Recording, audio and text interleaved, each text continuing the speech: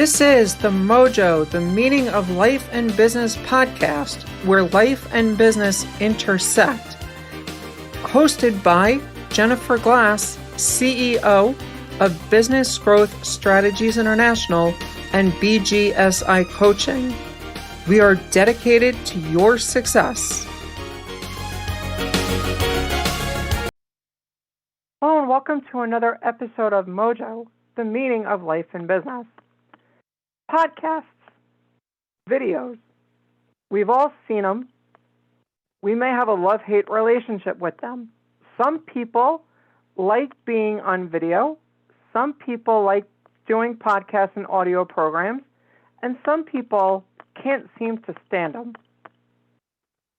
On our program today, I have a really amazing guest, a good friend of mine, and I'm sure he's going to be a great friend of yours as well. His name is Brian Kelly from Reach Your Peak. But before I have Brian come on, let me tell you a little bit about Brian. So Brian, in terms of what he does, really amazing. Entrepreneurs hire Brian to reach their peak because most do not stand out in the marketplace and fail to attract a steady stream of ideal clients. So he helps them reveal their personal and unique massive exposure machine, free up their time, and create a steady stream of revenue. Bottom line, he helps entrepreneurs generate a six-figure revenue stream within 12 months guaranteed. Wow, that's absolutely incredible, Brian. Welcome to the show, and thank you so much for being here. Thank you so much, Jennifer. I'm excited. Same here. So, Brian, let me ask you, podcasting. First of all, what made you get into podcasting yourself? Well, interesting. I actually started out doing live video before I went into podcasting because the two are actually different. They're interchangeable. A lot of people use them interchangeable, but podcasting is the old school method of audio only recording and only audio only recording. And some platforms are adding video now, but I liken it to the old cars. You know, you drive those around. Remember those old radios in a car where they actually had buttons and dials? That's how I think of podcasting. It's been around a long time, but it's incredibly effective. And so I began shooting live video shows and interviewing guests and realized there was an incredible power still for businesses by uploading the audio to a podcast platform. A buddy of mine reached out to me and said, Brian, are you podcasting? And this was several years ago. And I said, no, not at the moment. Why? He goes, oh my God, you have got to get your show on podcast because it is blowing up my business. So from that day forward, I've always had my show, when it's done, it's a live video show. I extract the audio and repurpose it. So I have it on 25 different podcast platforms as we speak. And that's incredible. And so, Brian, let me ask you, as you work with businesses to help them increase their exposure, give them more time, create a steady stream of revenue. I mean, that's incredible in and of itself. Yeah. How are you doing that, though? Through a number of different ways. Primarily, though, the easiest, best way is through automation.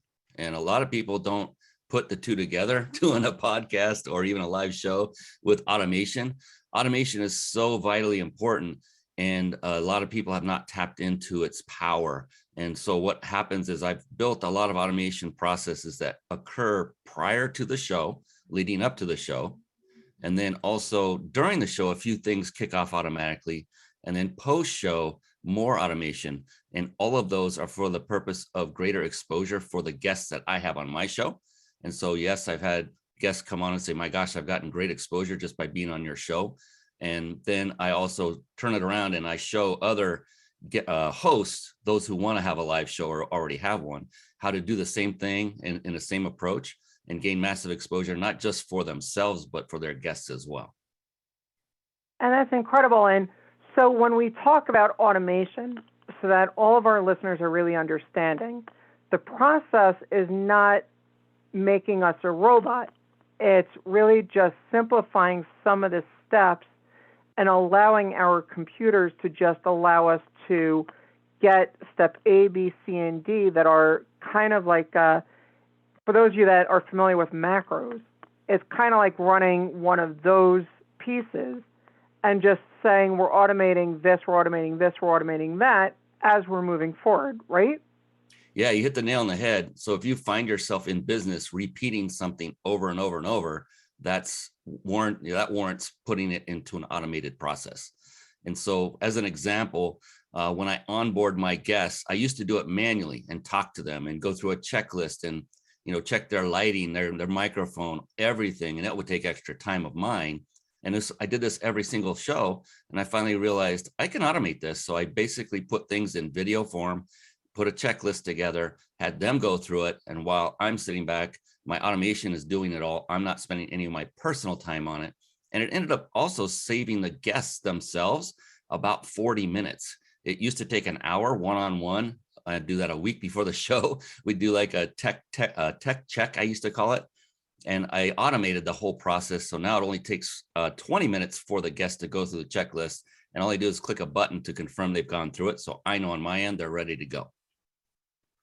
And I can tell you firsthand from my own experience going through Brian's checklist, it really is absolutely incredible way of making sure that everything goes through the right way, making sure that everything is being done in the right manner, as long as everything is working. So, Brian, let me ask you, when you started looking at automation, you started looking at improving the lives of all of these entrepreneurs, what was the best thing that you wanted them to ultimately achieve? And what were you hoping to achieve in return from all of these people other than a paycheck? Yeah, I don't look at it for the paycheck aspect, and this may shock a lot of people. And I always say this, and that is, my show is not my business. It is a value add. It is a way to build a platform, nothing more. I don't market my business from it. I do put an ad spot in it, but the focus of my shows are always first and foremost on my guests and elevating them and raising them up and getting them the exposure they want and deserve. I concentrate 100% on other people versus my own self and my business. And by doing that, I have gotten a lot of business as a result, kind of through osmosis. And it's hard to explain it, but when you are everywhere and you're getting the massive exposure, because think about it, you're getting massive exposure for yourself as well, because when you're sending it to all these different platforms and repurposing it, people are seeing and hearing your voice, your name. And so when people do go to want to do business with you, they're gonna start researching you. This is what I do. They'll look up your name, and then I get this comment all the time. It's like, my God, Brian, I see you everywhere. That's right.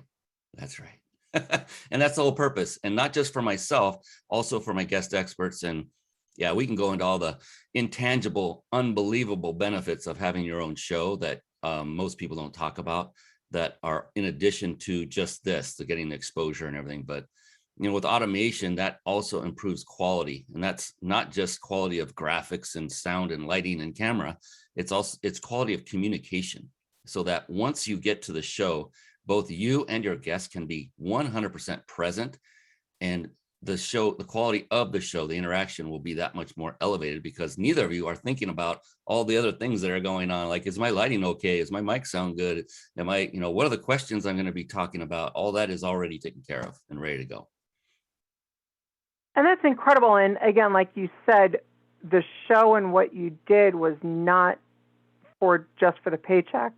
And a lot of people seem to miss that point very often. It's really, when you help others look good, it helps you ultimately in return as well. And so it's kind of the karma cycle, if you will.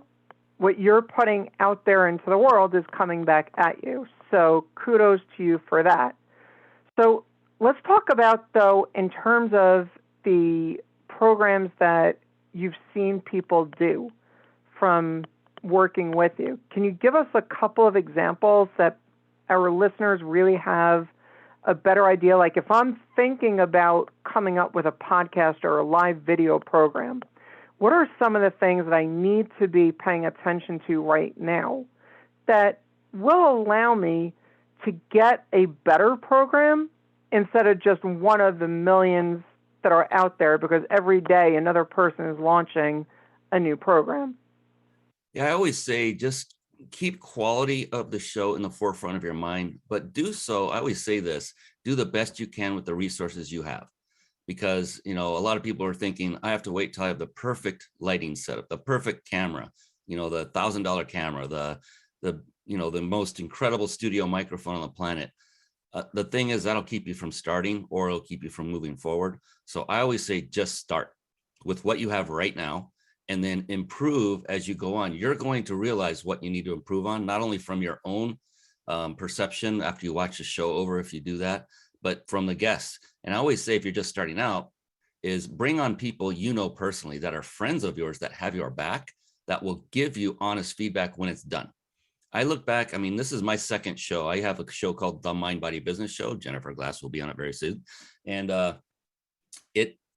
it's my second rendition. I did another show over 10 years ago, and live video had just become a thing. There was no Facebook, no Periscope. It was Ustream and Livestream. But going back to this rendition, which started about 3 years ago, the Mind Body Business Show, my first show was horrible. The quality of it was horrendous, and it was a technology thing. And you just start and you go, and it's still posted up on Roku, Amazon Fire TV as a video. It's also on all the podcasts still. You don't want to ever get rid of it, but just know that you're going to start. You're going to stink in the beginning. Most people, at least in your own eyes, you will. And then you'll continue to improve and learn the techniques and how to better communicate and have the flow move better. Don't sweat all the details in the beginning. Just concentrate on the guest. If you do that, you'll be less nervous when you go on. When you concentrate on something outside of yourself, that is when you calm your nerves. This is a speaking tip in general. You go up on stage, if you're nervous as heck before they announce you coming up, it's because you're in your brain about how well you're going to do. Instead, think about, oh, I can't wait to see what kind of impact I have on this crowd. Then you'll find a nice calm come over you. You'll still be anxious and nervous, and that's a good thing, but you won't be like shaking in your boots, so to speak, as a result. So it's funny you said you don't have to be great in the beginning, which reminds me, I think it was Zig Ziglar that said, you don't have to be great to start, but you have to start to be great. Yeah. And that's exactly the point that so many people seem to miss in terms of getting started. Because like you said, I don't have this, I don't have that, I don't have all of these pieces. And so what am I doing? Because I'm going to be failing. So as we look, though, at getting into a process, right? So we know, we know that we're starting. We're going to go out there and we're going to start generating interest from people wanting to be on the program. And we're trying to help our guests ultimately succeed. Is there a length of time maybe that we should be looking at in terms of interviewing our guests to make it really stand out? You've done 3 years of the live videos and the program that you had before. So from your experience, is there an ideal length of time in terms of how long somebody should be interviewed? Meaning like per show? Per show. I don't know if there is an ideal time. There is an ideal time, but it's specific to that person, their topic, and the guests that they have on. It's there's no like magic number. My shows are always 1 hour in length, and that includes a little bit of upfront pre-framing, maybe 7 minutes. But then most of it from that point forward is just talking to the guests, and the hour goes by fast. It's unbelievable how fast that goes by. A couple ad spots, I do a prize giveaway at the end, and that's just, a few minutes total. Others like to go 30 minutes. Some, I was just on one fairly recently. It was literally 7 minutes long, and it was interesting. I was curious how it was going to go. It went really well. I was the guest on it. So it's really your preference, your availability, your schedule, how much time and effort you want to put into it. There are a lot of factors that go into it. I would start, if you're thinking and you haven't started one, never done it, at least 30 minutes. You just kind of get going at that point when I found from the shows I've done. And a rule of thumb to help folks out. So for an hour show like I do, you'll be surprised, but 10 questions is all you need. That's it. And so if you're going to do a 30-minute show, you only need 5, and you can just go from there. And Oftentimes the questions that we select are rarely do I go through all 10. Rarely. I usually start with a few of them and we organically change course during the conversation. And it's always on par with the theme of the show. And we just enjoy it, have fun, and we're relaxed. We're also, the guest is also providing immense value throughout the show. And for mine's entrepreneur based, and others might, it doesn't have to be an entrepreneur based show. It could be about pets. It could be about nutrition. It could be whatever. But as long as you keep it somewhat toward the theme, make it conversational, not robotic. And but that's a skill set that you will learn over time. So don't sweat it. Just have it in mind and have that as a target, but always improve your skills. And the only way to do that is what I call it's seat time, like race car. You got to be in the car and driving it on a racetrack. So get out there and start interviewing folks and just have fun with it. And don't sweat the details like, oh, I had a hair out of place, or man, that zit showed up at the worst time, and all that good stuff that happens. It's so funny. That totally is funny. And I've always wanted to say this. This reporter says, for this program, as all of you that have been our loyal listeners have seen, there is no pre-written questions and everything. It's purely conversational. And so when it comes down to it, find what works best for you. The more that you know your guest, the more that you have a clear understanding where you ultimately want to go and what you're trying to do in your program, the better it's going to be. And that will kind of dictate the exact format of your program. So Brian, let me ask you though, when we look at all of the different tools that are out there, I mean, we have YouTube, we have Amazon Video, Roku, you mentioned. We have all of the podcast platforms, Apple, Google, all of these systems. There's so many different platforms to choose from. Rather than being completely daunting to those people who are starting, is there something you can give guidance to that will allow those people who are maybe considering launching their own program an idea what platforms, what services they should go to in the beginning as they start to grow? That's a great question. So when it comes to live video, it's not daunting actually at all. When it comes to live video, I use a resource that many have heard of now. It's called StreamYard, and you can put in there up to 8 destinations. So Facebook, YouTube, LinkedIn, Twitter, Twitch, and the list goes on.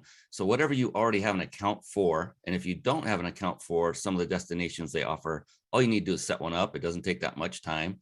And then when you schedule your show, you just select all of those platforms. It's that easy. And then you are now broadcasting on what I call carpet bomb marketing. So you're spreading out your message and saturating the marketplace with just that approach. And then when it comes to podcasting, this is wonderful. Find a syndication platform. There's several of them. I use Podbean. There's Libsyn. There's Spreaker. There's a whole bunch of them. But the cool thing is once you set up what's called an RSS feed, don't worry, it's not that difficult. Through that system, then you take that and you just enroll into all these other podcast platforms and supply that link. And so what happens once you're set up, it's easy going from there, because the moment you upload your next podcast episode to a Podbean and set it up and schedule it to go out on a certain date and time, the second it goes out, it's using that RSS feed. All of those podcast platforms you signed up to are pulling that in automatically. You upload it to one place and it gets syndicated to many. So I'm all about automation and keeping it simple.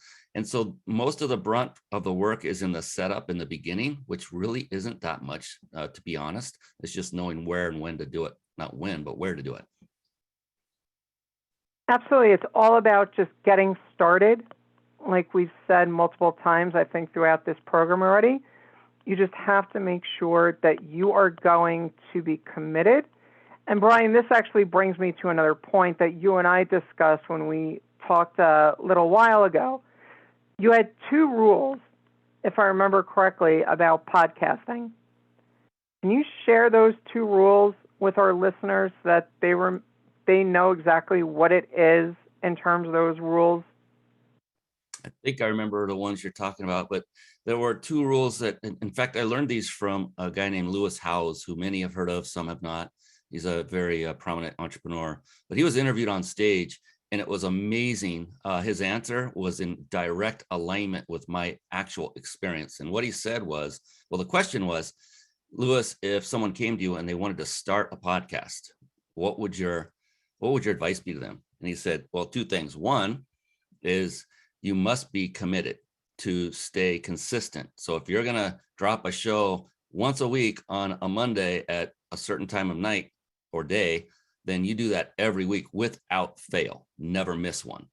Number two, though, is more important. He said, if you're not willing to commit to doing that a full 2 years from the beginning, if you're not committed to see it through, no matter what happens, then my advice to you is do not start one at all. And the amazing thing was, I was right at my 2-year mark for this current show. The moment I saw that interview, I almost fell out of my chair. I said, he hit the nail on the head. And mine's a live video show, so I do far fewer episodes. There's a lot more work that goes into a live video show. So I do one a week. Some podcasters do one every day. I mean, it just depends on time and resources and availability of people. But it was right on the spot, because that's right when my momentum started hitting. I started getting incredible guests like Les Brown and Tom Antion and just leaders in their industries coming on my show. And he hit the nail on the head. It's a long process. Just stick with it. Just make it fun. And again, my advice is don't make your show your business. So then you won't feel the pressure of, oh, I'm not making any money with it. Well, you probably won't. To be all flat out honest, unless you are a prominent individual that has a big following already, very difficult to make money directly from it very quickly. There are some that have courses out there that show you how you can. It's just not a mainstream thing. It doesn't happen as often as people might think. I don't think. And that's definitely a great answer. And so when we look at podcasting, in your experience, do you find it may be better for people to first be guests on a podcast before they jump into their own? Or do you find maybe being a host first may be better? That's a really good question. I'm one of those, I'm just a supreme action taker. I just say do both. Just go for it. So schedule your show and do this. Schedule it for a certain day of the week. I'd start with 1 day a week just to make it so it's something you can actually attain and do, and a specific time of day that either you drop the audio recording or that you actually go live, either way, and then work around that and become a guest on other people's podcasts. And definitely both. One of the biggest tips from a very prominent podcaster I know personally about monetizing quicker is to be a guest on as many podcasts as you possibly can. So he'll set aside a week and do a marathon and just clear his week out, and then get on different podcasts, and he'll just knock those out all week long. And we're talking podcasts; these are mostly the recording type. And then he said, because at the end they'll offer him the ability to mention how to get in touch with them, whatever he's got as a giveaway, that kind of stuff. And that's where his business grew. Was he's not making money from the podcast directly. People aren't paying for the podcast, but they're coming to his links, his resources that he's verbally saying on the podcast, saying this is where you go. And so, yeah, there's so many tips on this. My goodness, I'm just thinking as I'm going, it's like, make your links simple. Don't make them, 500 characters with a lot of subfolders and slashes and file names and all that stuff. There's so many things, but yeah, I would do both. Personally, if you're going to start, the easiest way is to be a guest. By far, the easiest approach is to go be a guest, and you can learn, and you will learn, like I am now, learning different techniques, learning different ways to intro, learning different ways to interview. I like this about the way Jennifer is doing this, and well, you know what? The way she's doing that may not be a fit for me, but it's just as important to know what you don't want to do versus what you do want to do. Doesn't mean Jennifer's doing anything wrong. It's just, does it fit with your style, with your topic and all that. And so, yeah, it's great experience. The more, the better is the bottom line. The more you can be on or host, the better. Absolutely. And one other thing to keep in mind too, especially for videos that you may be on, and this is really for anyone that's doing videos in general, think about your branding and think about what you have in your background as you're branding or as you're on video? Are you fitting in with your brand? Are you fitting in with what you're actually looking at? Now, for those of you that are watching this on YouTube and other video forms, you're seeing right behind me, I've got some of my books right behind me. And that's really important because it's helping you immediately see, oh, she's an expert. Think about what you can do also in terms of where you are, because all of these different tools, right, there's something that in sales, it's always be closing. It's not necessarily always be closing, but it's always be getting your message out and be clear with your branding, right? You see me right now wearing a hat. 99% of the time, except for when I'm actually up on stage, I'm usually wearing a hat. A good friend of mine, she's in the PR world, is known as the Pink Lady because anytime you see her, she is in pink. Even when she's in her downtime, I think even her pajamas are pink. And so it's really as simple as that. Think about what you're doing with your branding, how you're appearing to the people that are seeing you. And that's really going to be key. So, Brian, as we look, though, at moving forward from here, and we look at helping even more people, I want to ask you, though, what was your story that got you to even start doing your program 10 years ago before you started doing this video iteration?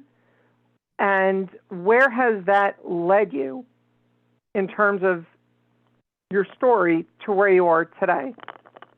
Yeah, the start point was a couple of things. First was I'm just a tech geek. I love automation. It's what drives me. I'm a software engineer by trade from years gone by.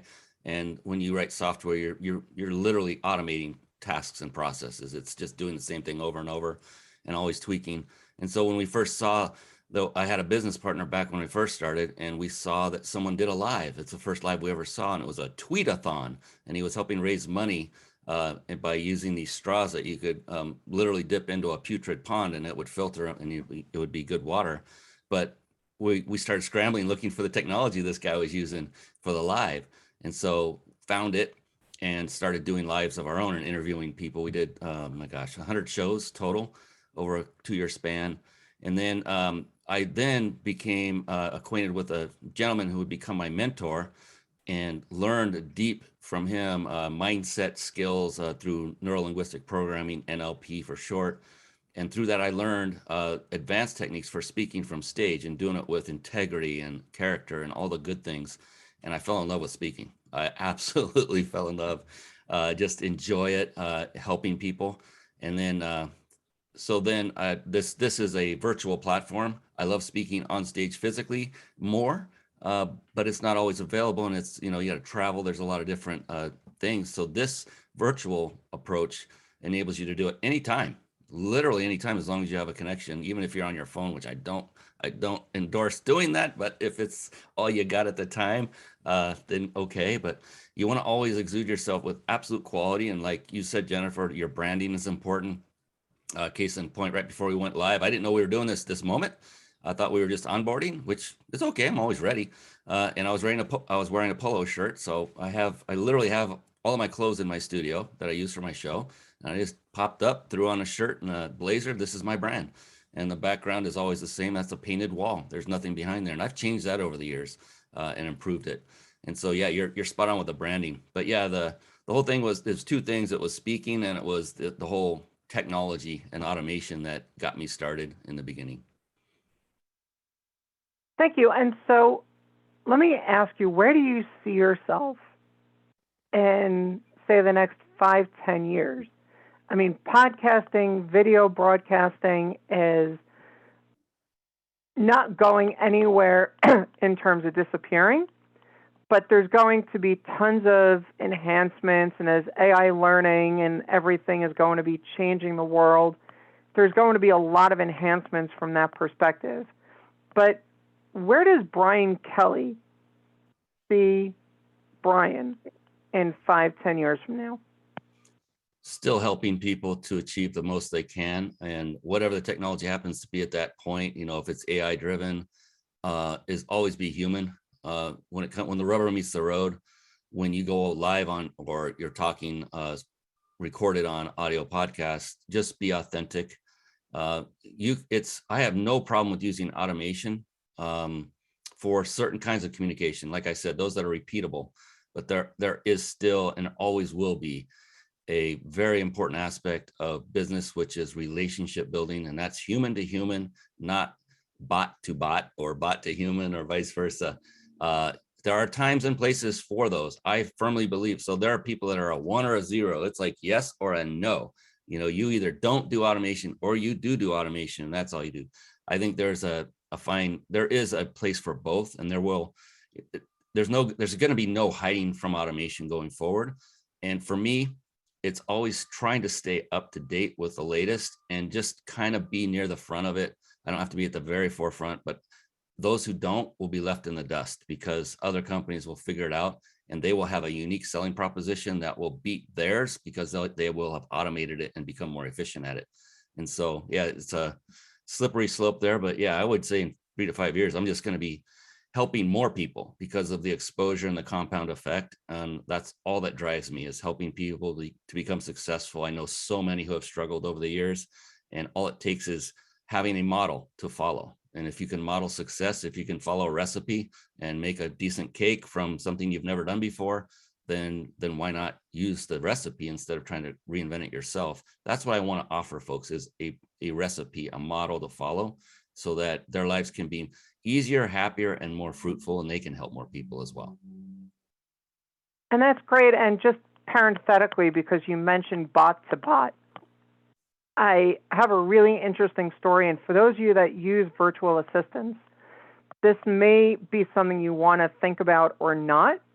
But there was recently an incident that I heard about a couple of years ago. I heard this story where there were 2 CEOs of larger size companies, but private companies, so they were still using virtual assistants of their own. But the 2 CEOs happened to be using the same virtual assistant. And they were in process of trying to coordinate a meeting, but neither one wanted to seem like their schedule had available time, because they both wanted to have a look of being busier, if you will, that they needed. So the virtual assistant was emailing back and forth on both of their behalves. I'm not free Thursday at 4. How about Friday at 3? Friday at 3 doesn't work for me. How about 10? And this went on for like 5, 10 emails back and forth. And eventually they agreed to a certain time, because neither side in the beginning, neither side knew that they were using the same assistant until they happened to meet, and they were saying my assistant was going through it, and they mentioned the name, and holy smokes, we're using the same one.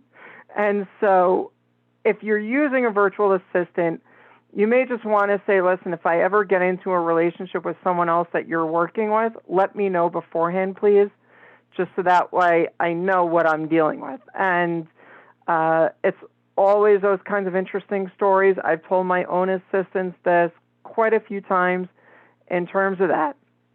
But it's interesting, though, because with automation, like you're talking about, Brian, you kind of may or may not need virtual assistants in terms of people that are helping you, because your automation is doing a lot of that may already be working. So there's calendar automation and all sorts of systems. You booked a time to appear on this program for my calendar booking system, which kicked off its own automation sequence. And just like your system has its own kickoff as well, that's a pure example of automation and how it can work directly for your business. So if you're not ready to really jump in, put your toe in. Start seeing what you can do that you feel comfortable with, right? I mean, if you think about calendar bookings, just as a pure example, how many of the back and forth emails do you really want to be doing? Like I just mentioned with the VA, neither side wanted to agree that it was a good time. If you've got a situation, though, that you can use a calendar booking system, there's plenty of them out there. There's Calendly, Acuity, Book Like a Boss, who I personally use, and so many others that are out there. there's so many platforms that you can choose from to really get the right opportunity that works for you. And that's a little bit of automation that you can use right now to get started. And then when you're ready, Brian can jump even more and help you really go into the deep end. But Brian, let me ask you, as we wrap up our conversation today on podcasting, video, broadcasting, is there anything else that we should let our friends know in terms of, here are some of the things you want to do or not do when it comes to podcasting and video broadcasting? The things to do is just get started if you're not. And the things to not do is give up, period. It's very simple. So get in it, commit to it, just like we said, 2 years. Be okay with that, and think of that in a positive light, not a negative light. Think of the 2 years as like, wow, I get to do this once a week for 2 years minimum. This is going to be phenomenal. And you'll find out as you do it, the people you meet. I would recommend, this is one thing I would recommend for show style, and that would be interview style, meaning have another person to talk to instead of just being a talking head by yourself. I know some that do that and mix talking head with interview on different podcasts. It's just more engaging to have someone else on there with a host asking the questions. If you're a talking head, then oftentimes you're pitching your own company and things that you're doing. I've seen that a lot.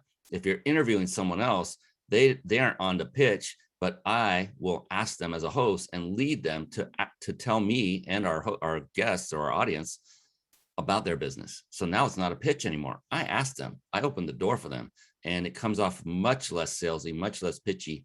If they have something to offer, then I open that door for them, the opportunity on the show. And so it just softens the blow and it seems natural. And that person gets the exposure they want and need. And the audience that's watching, if it's a fit for them, they will reach out. So yeah, I would do interview style would be one, but get started and never give up would be the main two. Thank you, and definitely great tips. So Brian, I understand that you have a special offer for our loyal listeners today. Yeah, I have a brand new club, I'm calling it. It's a membership site, and it's free to join. And it's called Reach Your Peak Club. And the URL is join.reachyourpeakclub.com. And all it is a discount house for entrepreneurs. And I've started filling it up with some amazing deals where you can get a CRM that I personally use for all my automations. It is the most amazing CRM I've ever seen in my life. And I'm an automation. I was coined the automation master by a colleague, so I'm going with it. And it's called Peak Connector, but you can get it for $300 a month less than it's going right. And you get every feature, not just some. All of them are included. You can get a Zoom account and have 500 meetings, seat meetings, 500 seat webinars, which would normally cost around $1,000 a month because they require a minimum number of licenses. For you, through this membership, $12.99 a month for the same exact service. So, and there's other things in there. I hold a master class every 2 to 3 weeks. It's free. That's in there. There's a VA agency I use, and they are registered and certified and trained in Peak Connector, the CRM. And you can get them for as little as $4.06 an hour, working full-time, 40 hours a week. I use them. That's in there. So it's a free resource for those of you that want to take a look. I have nothing for sale here. It's just here to help and provide people with a way to get things at a less cost to their bottom line, and so they can crush it. And again, that was join.reachyourpeakclub.com. And we'll have that link again in the description below and in the show notes for the program. And so, Brian, let me ask you, how can people find you? You know, the best thing, just come watch the show. It's themindbodybusinessshow.com. A quicker way to it, I have a shortener. It's RYP, that stands for Reach Your Peak, my company name, ryp.im/register. And it's a free, you just opt in, and all it does is remind you when the next show is going live. Come on, interact. And then Facebook, you can just look me up on Facebook and connect with me that way. LinkedIn as well. But the show would be the best place to start, because now you can kind of model, watch and learn from it, and just model the things that we're doing on there that are in alignment with what you want to do. Thank you. And that was definitely incredible. And just having Zoom and the VA marketplace and the Peak Connector CRM system, all of those are absolutely incredible opportunities. And for those of you that are listening and watching, I really encourage you to go to join.reachyourpeakclub.com and make sure that you reach out to Brian and say that you're signing up because of this program and sharing your love with Brian. So as we wrap up our conversation today on podcasting and video broadcasting, as Brian said a couple of times, you got to get started. If you aren't already there, you have to get started. The world is waiting to hear from you. If you're not sharing your expertise, if you're not sharing your knowledge, if you're not sharing your interest, you're depriving humanity of so much greatness. And it's not that you have to be great to get started. Like I said earlier, it is all about getting started to be great. The more you can do that, the better it's going to be. So think about what you're going to do. Map out the next couple of weeks a couple of points that you can immediately start to act on. Whether it's looking at Brian for the automation pieces to help you as you go forward, or it's simply using Zoom, Skype, Facebook Live, any kind of platform that's going to allow you to start simply engaging and creating a format that is going to work with you and your brand, the better it is ultimately going to be. The more that you know exactly what you're giving to humanity, the more they're going to want to work with you. And on that note, this has been another episode of MOJO, the meaning of life and business. And here is to your success. This has been another episode of MOJO, the meaning of life and business podcast. If you like what you heard, please consider leaving us a review, liking us, or reaching out to us. You can contact us at bgsicoaching.com and let us know what you think. Thanks so much again for listening.